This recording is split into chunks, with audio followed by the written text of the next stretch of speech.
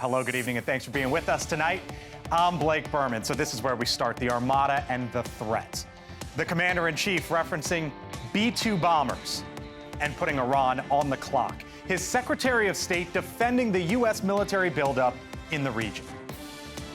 I think it's wise and prudent to have a force posture within the region that could respond and potentially, not necessarily what's going to happen, but if necessary, preemptively prevent the attack against thousands of American servicemen and other facilities in the region and our allies. The State Department live with us in moments on what could potentially come next. Plus, so much for that friendly phone call.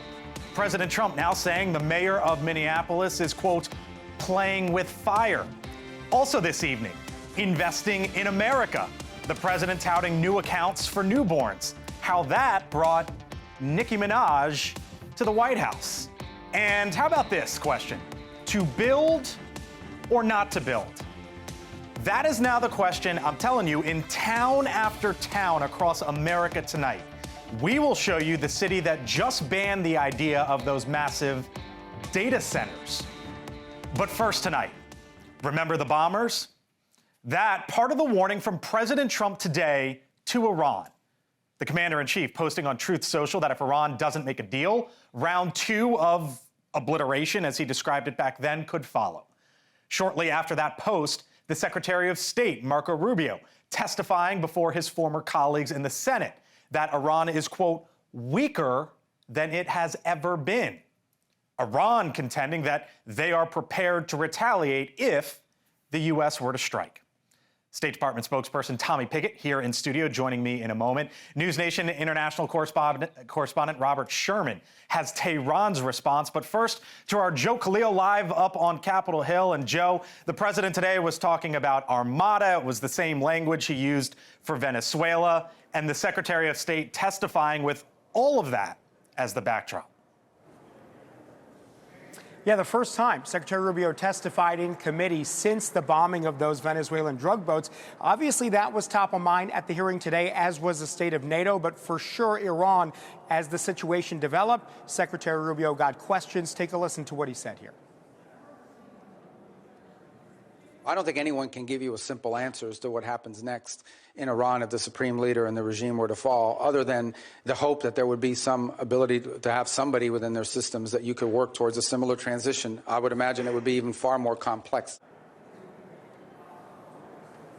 And he said that the military presence outside of Iran might even prevent violence there. Blake. Joe K, live for us tonight up in the Capitol hallways. Joe, thank you. Now over to our Robert Sherman on how Iran is responding tonight to the administration's threats. Robert? Well, Blake, no capitulation coming out of Tehran tonight. In fact, stern words coming back towards Washington. This is what Iran's foreign minister had to say today, and I quote, "Our brave armed forces are prepared with their fingers on the trigger to immediately and powerfully respond to any aggression against our beloved land, air, and sea." Iran saying that they're open to making a deal, but not while under U.S. pressure or the threat of coercion. Blake? Robert Sherman, live for us tonight abroad. Robert, thank you. With me now, State Department Principal Deputy Spokesperson Tommy Pickett, back with us live in studio here on the Hill. Thanks for coming in. Of course. You saw the threats from Iran today. Do you take them seriously? Well, as the Secretary said, there are many U.S. troops in the region. There are U.S. interests, allies in the region, and we have a force posture, as the Secretary described, to match that. So the President's been very clear with his policy, what he wants to see, and that's ultimately what the Secretary and President are describing here. He keeps on talking about this Armada. Which was the same language, Tommy, that he used to describe Venezuela, and we know how all that worked out. He's describing it, though, as a bigger armada than what was sent to Venezuela. Why is a bigger armada needed? Well, ultimately, I'm not going to predict what the president may or may not do. No, I'm not saying, but he right retains now, his options. I think, as the Secretary described in the hearing today, very clearly about the U.S. troops and allies in the region and a necessary force posture in order to address that if necessary, in order to make sure that the president has options, and he retains those options. I think a context here that's very important as well with this entire Iranian regime from day one of this administration is the maximum pressure policy of this administration. The fact that we had a reinstating of maximum pressure under President Trump from day one. That includes sanctions policies, that include denying the regime the revenues necessary to fund their malign activities. Instead of funding water, electricity, all of that stuff, they instead wasted it on malign activities such as their terror proxies and nuclear weapons program, ballistic missiles. And we've had that maximum pressure policy since day one. Part of the reason that this is at the forefront right now, we've seen the Iranian protests. NewsNation speaking to a protester in Tehran. We're hiding their identity for obvious reasons. Here's what they told us earlier today, and then we'll pick it up. My message to the West, to Trump personally, and to others is come help us. You might be calculating the political and economic costs, but our people are waiting for you to help move forward. I am sure if the West helps and targets the Republican Guard, Besiege, and special units, our people can easily overthrow this regime. What would you say to that protester and those in Iran who have similar feelings and sentiments? Well, look, what I can say is what the president has expressed, that he's monitoring the situation incredibly closely. He retains his options. His truth today was very clear in terms of what he wants to see. And also, again, going back to that maximum pressure policy, addressing Iran's malign activities, the regime's malign activities, the nuclear weapons program, the ballistic missile program, the terrorist proxies they're funding across the region. The president's monitoring this very closely, and he retains his options. Okay, retains the options. Clearly the administration's position tonight. Let me take you over to Venezuela, which is why your boss was initially slated to testify up on the Hill today. Here was the Secretary of State, Marco Rubio. Will you make a public commitment today to rule out U.S. regime change in Cuba? Regime change? Yes. Oh, no, I think we would love to see the regime there change. We would like to. That doesn't mean that we're going to make it change, but we would love to see it change. That was the secretary there on Cuba. At what point does the administration expect potential regime change there in Cuba? Well, I'm not going to predict the future here, but the president and the secretary have described the link that we had between the illegitimate regime in Maduro and the Cuban regime, and the fact that the president is encouraging the Cuban regime to make a deal before it's too late. And obviously, with the apprehension of Maduro, the regime lost an ally there. Let's tee up the comments about Venezuela, guys, if we can get to that, because the Secretary of State was asked about Venezuelan oil today. Here it was. So it's been reported that the oil sold for $500 million, that $300 million went to Venezuelan government. What happened to the other $200 million? It's still sitting in the account, is my understanding at this time. The account in Qatar?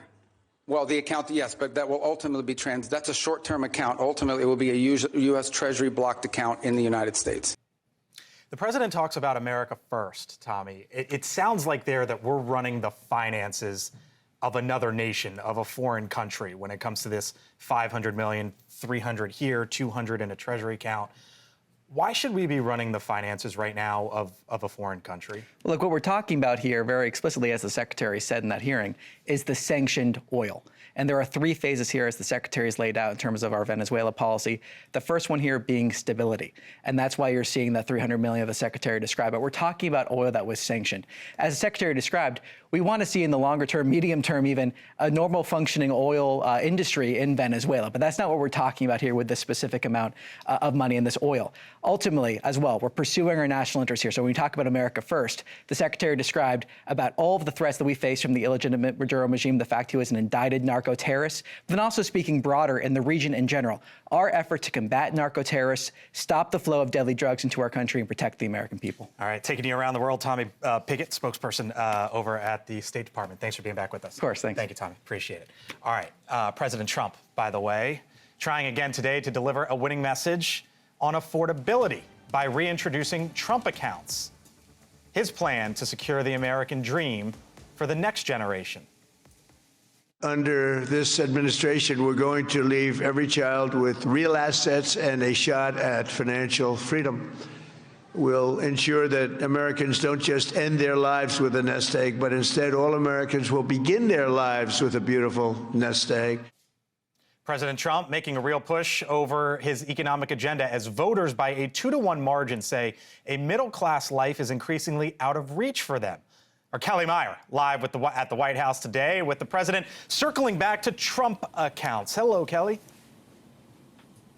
Yeah, hey there, Blake. So in this jam-packed D.C. event today, President Trump tried to get more Americans to sign up for his Trump account. It's all a part of his affordability message, his push ahead of those midterms. We know Mr. Wonderful to Nicki Minaj to RFK Jr.'s wife, Cheryl Hines, to White House Press Secretary Caroline Leavitt, who is expecting a baby girl this year, all at this event today. Treasury Secretary Scott Bessent said today that around 600,000 American families have signed up, but some polling shows a majority of Americans haven't heard of a Trump account. So it comes as the president is hitting the campaign trail with a message focused on healthcare costs, housing costs, prescription drug costs. As he is growing frustrated, his economic message isn't getting across to the American people, a similar problem faced by his predecessor. And it all comes on the same day as the Federal Reserve held rates steady for the first time since July, and that's a slowdown in the labor market, and inflation hotter than 2% target put any rate cuts really on the back burner. And next on the president's affordability tour, we don't actually know just yet. We're waiting to hear from the White House where his next stop might be. We were just checking with our sources, and they aren't saying just yet where he might go, but it will be in line with what they're saying are these weekly trips that they laid out for the president to take to push his economic message. Blake. 39 weeks until Election Day. Kelly Meyer, live for us at 1600. Kelly, thank you. Want to bring in now Chris Stirewalt, host of The Hill Sunday, senior fellow at the American Enterprise Institute. Hello, sir. Yeah, man. Yeah, man, we're doing it. The president's economic message, he was in Iowa yesterday, comes right back, and they roll out this big event today on Trump accounts, which isn't new. We've heard this a few times now. How is he trying to break through right now with his message? Well, I would say free money. Free money is one of the reasons we live in a country that is, what, $32 trillion in debt? I think 38 headed to maybe 38. We'll call it a cool 40. Whatever. There, yeah. The reason that we are crushed by debt in the United States, our government is crushed by debt, and that very soon payment, the $1 trillion a year that we spend to service the debt will start to surpass Medicaid for massive federal expenditures. Part of it is when politicians are in trouble, what do? They give away other people's money. Now, in this case, the president has some money from a friend, right? Is it the Dells? Yeah, he's contributing to it, yes. Yes, or throwing in. But like, remember Republicans complained about the Obama phones? Mm-hmm. They're giving away free phones to people. They're buying their votes. Politicians love this. This is like, you don't feel good about the economy. What if I told you if I give your kid $1,000? The president was out on the trail yesterday, first stop, as Kelly referenced, now until November. And he kept saying something time and again, which I found interesting. Here it was. I hope you remember us for the midterms. If we lose the midterms, you'll lose so many of the things that we're talking about. We got to win the midterms. I mean, I'm here because I love Iowa, but I'm here because we're starting the campaign to win the midterms. Why is he doing that? He keeps bringing up this idea of, you know what, maybe we might lose. And that comes from one of the most confident politicians, whether you love him or hate him, clearly one of the most confident politicians you will ever see. Well, he's been convinced, he's been made to understand. And he said it the other day on Air Force One about how the midterm curse is real and the party in power loses in midterms all but 2 times, basically, in political history for 100 years, more than 100 years, is, except for George W. Bush after 9/11 and Bill Clinton after Newt Gingrich, that the president in power loses seats. The Republicans have basically no majority in the House, and they're probably going to lose the House. Knowing that that's true and telling people that that's true is potentially dangerous, right? Because if you tell your core voters, you have to go vote because we're going to lose, that's good up until a point, except for if they come to actually believe that they're probably going to lose anyway, and then they can become dispirited. So I think for now, this is a good time to put Trump out on the trail, take him to Iowa, a pretty Republican state where his approval ratings are higher than they are nationally. Try to have an influence on the primary out there and do that. It'll be a different story in October. Perhaps maybe on the upswing for the president, New York Times poll that was out, who created the economic challenges? More Americans say Joe Biden than Donald Trump. And when you look at independents, the numbers are basically the same. Is that something that he should be continuing to talk about? Look, for normal voters, for persuadable voters, for the 45% of American voters who are independents, I doubt that that's very persuasive. I doubt that that's like, well, but it was much worse before. To another Obama reference, he blamed the Republicans for putting the car in the ditch, and it didn't protect him from the 2010 whooping that he got, or in 2014. It works up to a point, but in year two, you got to stand on your own 2 feet. By the way, on those Trump accounts, which you can continue to put money in that the president was talking about today, consider this, 59% of Americans, Chris, said last year that if they had a $1,000 emergency, they could not cover it. That part of the conversation in America tonight. Chris Stirewalt, thank you, sir. Thank you, my friend. Appreciate it. Still to come. So much for the friendly phone calls. The words between the Minneapolis mayor and the Trump administration now deepens, plus eating up electricity. How close are we to AI data centers draining the grid? What's going on across America tonight? And Kid Rock, why he was up on the Hill today. No artist should be forced to sell their tickets without a say in who sells them and how they are sold. I'm Blake Burman. I'll see you back here in 4 minutes when you return.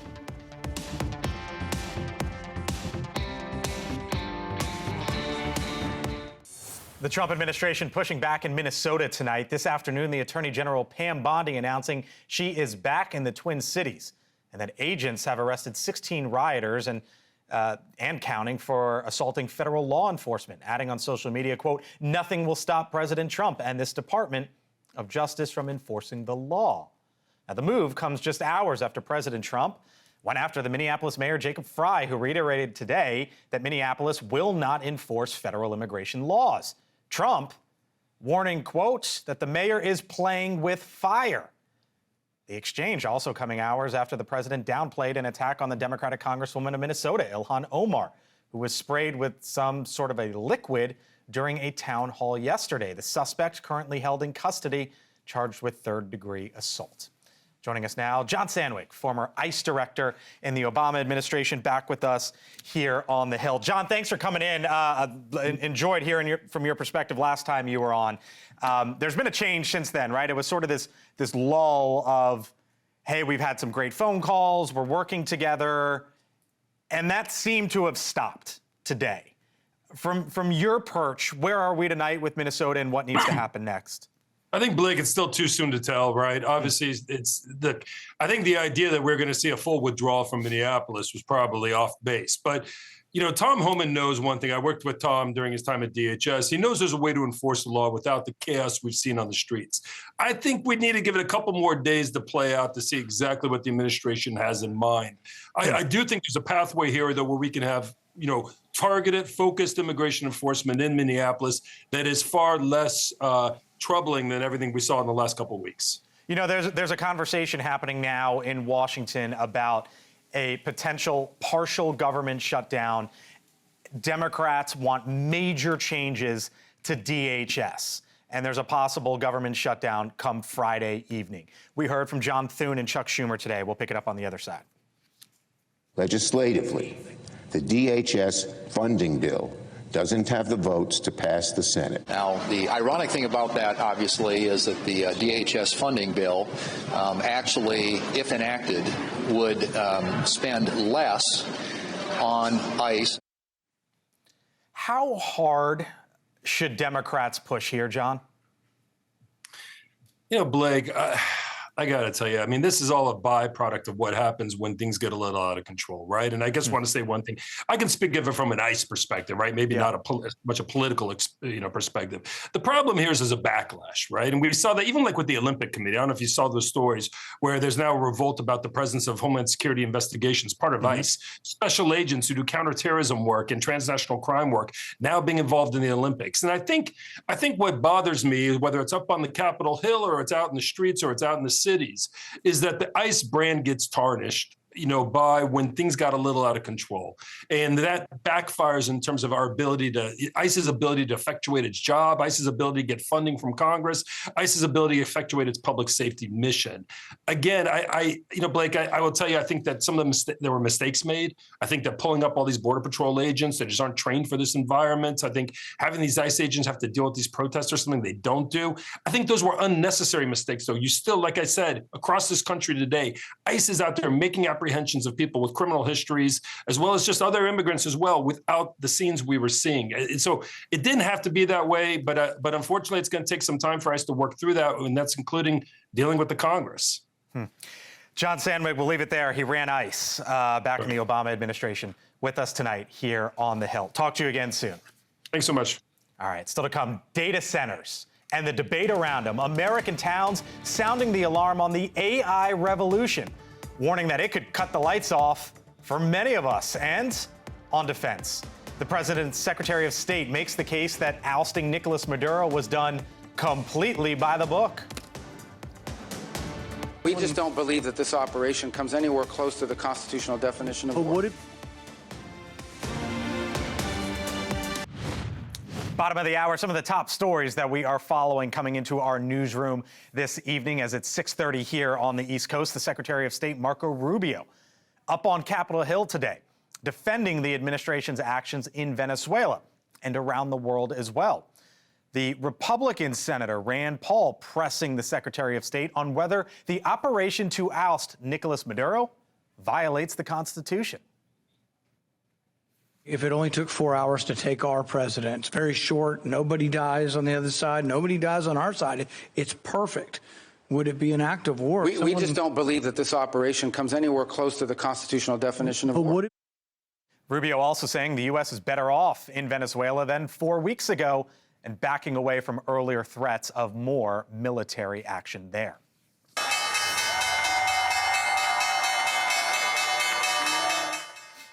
Well, that's coming in from our affiliate, Pix 11 in New York. That, of course, the First Lady Melania Trump ringing the opening bell at the New York Stock Exchange today. The S&P, by the way, crossed the 7,000 mark briefly today, first time, as the Federal Reserve kept interest rates steady.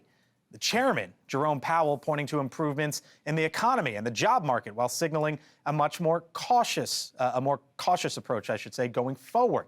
Powell making no mention of the president's plans to replace him here in the upcoming months. Well, from our partners over here at the Hill, how about this? Kid Rock trades the stage for the Senate today. The rock star and big supporter of the president appearing alongside Live Nation executives before the Senate Commerce Committee today for a hearing on concert ticket prices. It's just the latest chapter in the debate over junk fees, scalpers, and skyrocketing costs, with Kid Rock accusing the industry of exploiting ticketing prices. Should Ticketmaster and Live Nation be broken up? Probably. Would that alone fix things? Not sure it would. But I am sure of this. No artist should be forced to sell their tickets without a say in who sells them and how they are sold. Kid Rock up on the Hill today before the Senate committee there. Kid Rock also saying, Kid Rock also testifying and then making his way through Washington today. All right, well, live look at Bourbon Street tonight. The party goes on in New Orleans, but the data centers will not. The city council there in the Big Easy voting today for a ban on ending data centers for 1 year. The debate over data centers raging all across the country tonight. And let me show you two examples from this week, just two examples. Lowell Charter Township in Michigan. This was the scene at the city council meeting there. Unexpectedly, it turned to the topic of data centers. They weren't going to talk about it, but they did. And $1 billion Microsoft project there. Concerns over water usage to cool equipment and lack of transparency among township officials. How many of y'all are in favor of having a data center in our community? Okay, how many of you all say no Microsoft? Stand up, raise your hand. But in Arizona, a large group of business leaders is calling on the governor to support tax breaks that would lead to building more data centers. They say it creates jobs and strengthens the power grid. And if this debate somehow hasn't hit your backyard yet, consider this tonight. Amazon today announces that it is cutting 16,000 jobs as it continues its push toward the AI revolution. In Seattle, Washington, the main newspaper there, the Seattle Times, called it a historic wave of layoffs. With us tonight, Kate Gallego. She is the mayor in Phoenix, Arizona, which finds itself in the middle of all of this nationwide. Mayor Gallego, thanks for being with us on the Hill. I'm telling you, I could go state by state here. You know this, but for our audience here on News Nation, or those listening to us on SiriusXM, I can go all across the country and show folks what's happening there.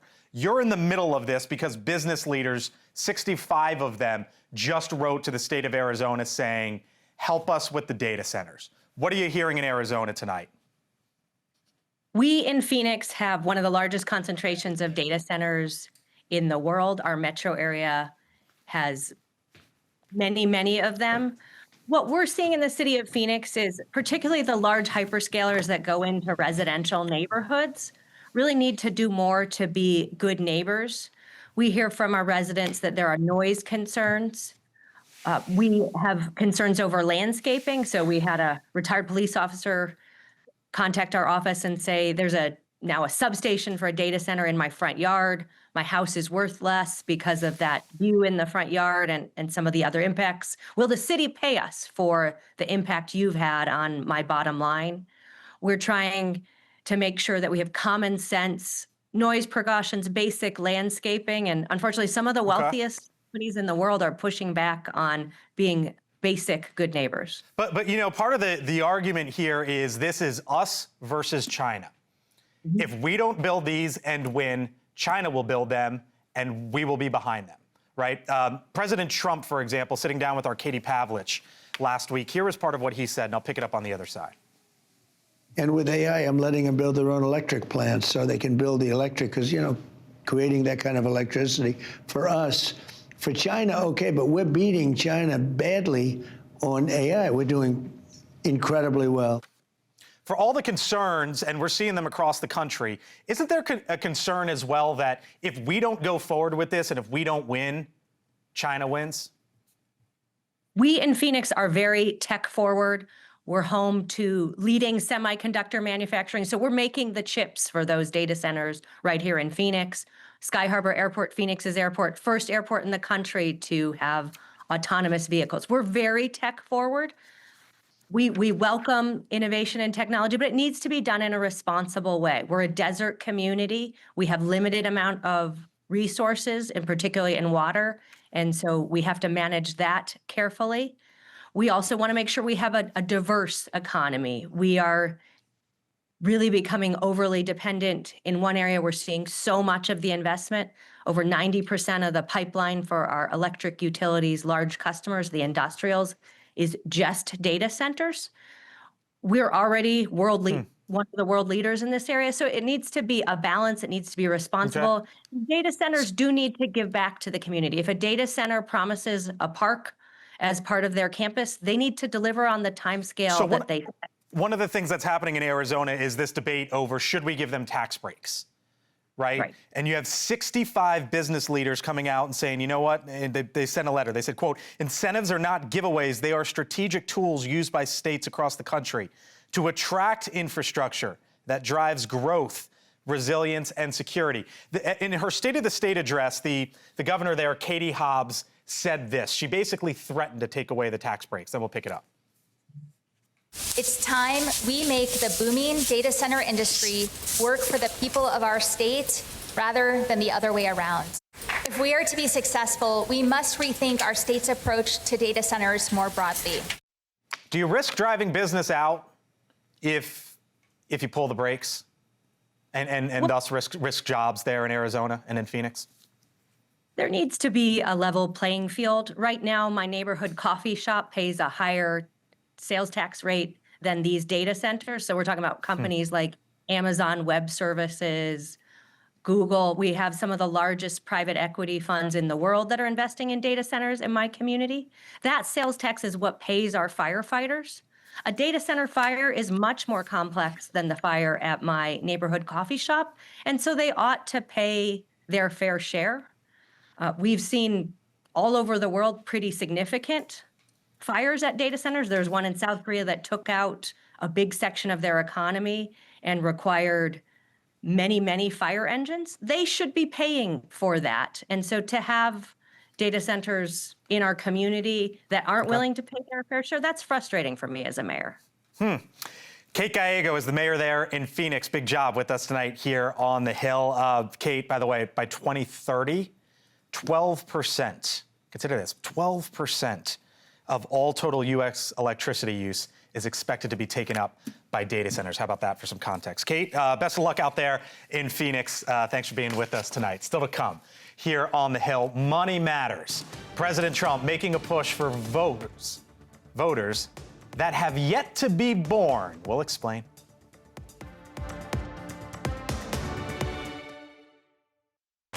Americans rely on The Hill for politics and policy news more than any other digital politics publication. The Hill. Trusted, credible, nonpartisan. Visit thehill.com today. We removed someone who was not elected, and it was actually an indicted drug trafficker. And that's, I think, what you're seeing now is the ability to posture assets in the region to defend against what could be an Iranian threat against our personnel. It would be of great benefit to the United States if Cuba was no longer governed by an autocratic regime. Around the world and back, just some of what the Secretary of State Marco Rubio had to say today up on Capitol Hill, defending the administration's foreign policy issues. He went up there to talk about Venezuela, but perhaps the big news of the day is Iran. Full panel here with me now. Emily Brooks, congressional reporter for The Hill. Lindsey Granger doing double duty for us, co-host of Rising on the Hill. And Aaron McGuire is a Republican strategist. Hello to you all. Thanks for being here. How's it going? It's going all right. Thanks for coming in. So Marco Rubio up on the Hill today, right? And this was supposed to be about Venezuela. But the president starts the day off talking about Iran and a major threat. And now the question is, what comes from the commander-in-chief going forward on that front? Well, I think what Rubio most notably said during that hearing was he did not rule out or kind of floated the possibility of preemptive strikes in Iran. And that, you know, will make some people who are a little bit skeptical of foreign policy intervention, their antennas go up. But, you know, I think that the administration wants to leave every option on the table. They don't want the Iranian regime to feel like they have any room here to, like, gain back power when, as Rubio said, they see the regime at its weakest point right now. Yeah, the post this morning, Aaron, he called it, the president did, an armada that's moving quickly with great power, enthusiasm, and force. He referenced Operation Midnight Hammer. That was the one where the B-2 bombers went in. He put Iran on the clock and said the next attack could be far worse. Yes, this is very Donald Trump of the situation, isn't it? I don't know how else to explain it. I mean, this is a show of force. This is FAFO by the president. He's saying, you guys just bleep around and find out. F around and find out, right? And the president is saying, you've called our bluff once before, and we bombed your nuclear facilities with our allies in the Middle East. How do you think that this will fare for you when we're able to completely control your airspace with the help of others previously to achieve our goals in a tactical way? The president's being very clear what he wants is the outcome here. And instead of previous Republican administrations where the action would have been boots on the ground because there was much more interventionist, the ability for technology to step in and for Donald Trump to still play the commander hardball sledgehammer in chief versus putting boots on the ground, that's where he can get away with it, Republicans, more than he could previously. You wouldn't consider this interventionist? Listen, I'm not saying it's not interventionist to get in, but he's not putting boots on the ground. And ultimately, that is always Trump's hard line in the sand on all of it, is when are we sending America's bravest, brightest in the future, our service members, on the ground in combat? That's really, I've always seen as his biggest line. I think where everyone's on the same page is the fact that there's like humanitarian crisis in Iran, and the president seems to be talking to that directly. But then on the other hand, he's following the playbook of some interventionist strategies that we've seen in the past that historically don't work out for the U.S. We leave you see the state that we left Afghanistan in, the state that he campaigned upon, about the state that country is in. So if we're talking about America first, and that's what he ran on, a lot of his base is wanting the country to come first, and we're talking about an approval rating that continuously falls, I don't understand how he justifies going into Iran and going back into a possible war in the Middle East. So I think there are a number of distinctions that need to be made between previous administrations and President Trump when it comes to interventionism. I think you need to look at the fact that Trump has always been very precision focused on the strike, and he did not, especially in Iran and especially in other circumstances, take out the leadership, right? Even if you look at Venezuela, he took Maduro out, but he didn't take out the totality totality of the Venezuelan government and try to insert a new one. He is saying Venezuela needs to step up. They need to be their own leading governance. What we will do is remove the drug trafficker in chief and make sure that we take care of America first, which is protecting our citizens. I think that's a huge difference here in how he sees his foreign policy approach. Speaking of Venezuela, Marco Rubio was up on the Hill today. That was, again, the reason why. Here was Senator Tim Kaine pressing the Secretary of State.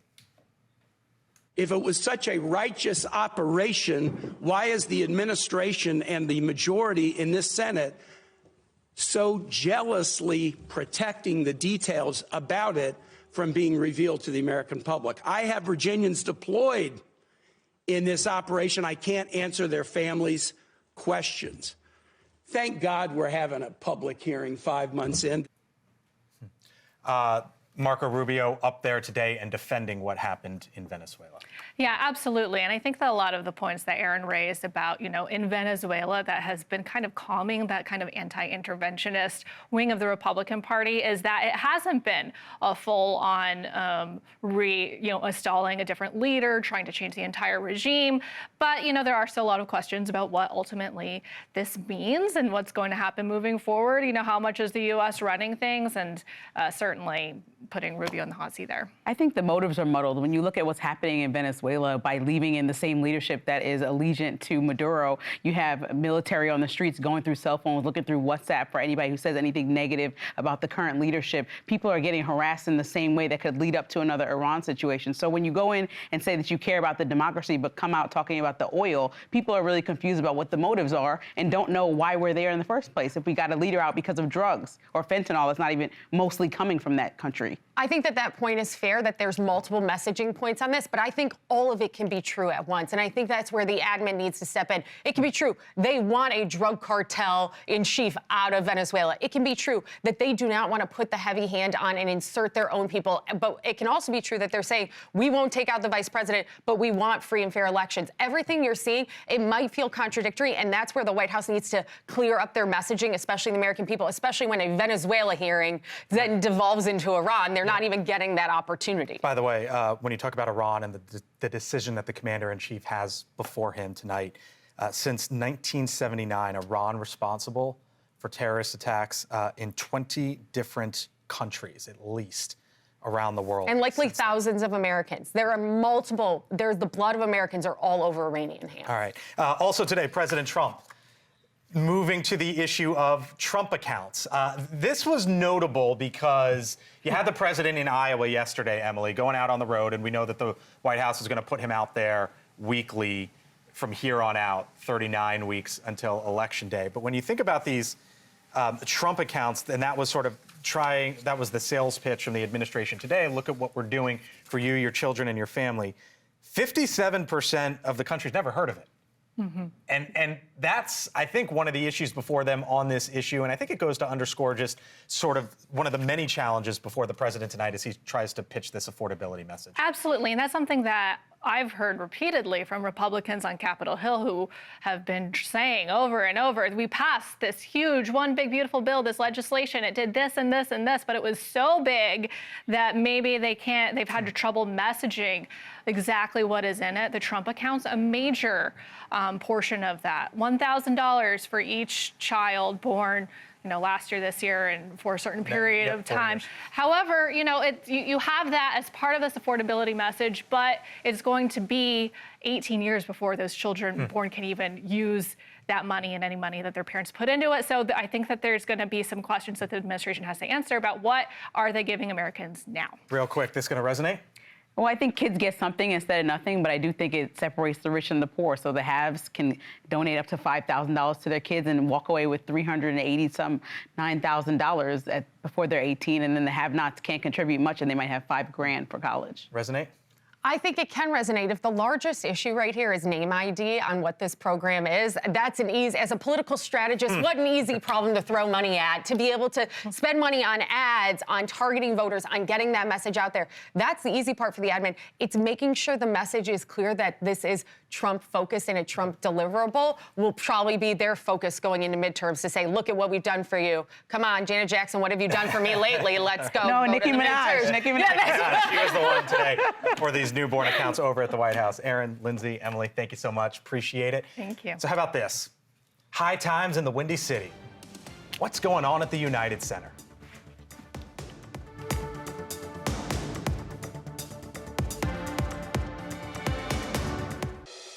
All right, we end tonight with what Chicago is buzzing about. Catching a buzz at the United Center, maybe. That's right, the capacity 23,000-seat venue has announced that it will start selling THC-infused drinks at the concession stands. The cannabis drinks will be for sale at concerts starting in early February, and it will serve as a test as to whether they will be offered down the line at Chicago Blackhawks and Chicago Bulls games. But some are calling bull. We see a lot of, accidental THC ingestions and people, imbibing too much than they're really ready for. Others, though, pretty high on the idea. Now, all this going on as there is a conversation about hemp here in Washington, D.C. Let me take you back to the president's One Big Beautiful Bill that passed last summer. It led to much more strict regulation on the hemp industry in the way that it's grown, sold, and used. But for now, it's full steam ahead at the United Center, with its plan in place for sales at upcoming concerts with Toni Braxton, Boyz II Men, Rascal Flatts a couple days later. They are expecting to sell plenty of THC drinks, and will likely see a boost in nacho sales as well. Elizabeth Vargas reports coming up. She'll be speaking with the Hall of Fame quarterback Brett Favre. How about that? Brett Favre, wow, on Elizabeth tonight. Talking about Bill Belichick and the snub there with the Hall of Fame. My goodness, Brett Favre on News Nation and Elizabeth. How cool is that? I'm Blake. See you tomorrow.